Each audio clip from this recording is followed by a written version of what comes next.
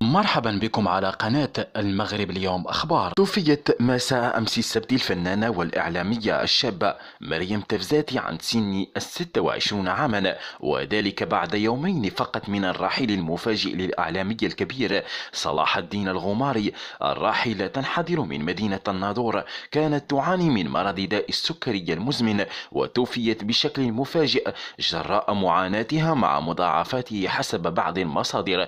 واشتهرت الراحلة لدى المشاهدين المغاربة بتقديم برنامج الكاميرا الخفية باللغة الأمازيغية على القناة الثانية، وخلف نبأ وفاة مريم صدمة كبيرة لدى عائلتها وزملائها في المجال الإعلامي والفني. رحم الله الفقيد وإنا لله وإنا إليه راجعون.